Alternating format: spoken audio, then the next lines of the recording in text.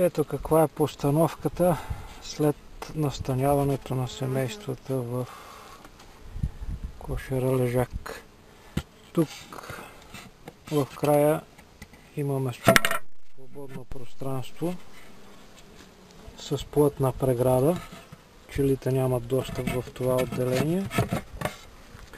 Следва отделението с самото семейство между две преградни дъски, които съм ги стеснил в момента.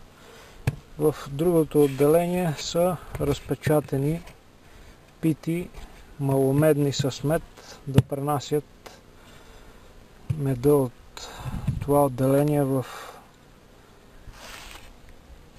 отделението, в което е семейството, тези пити да се бракуват. В тази страна същото положение.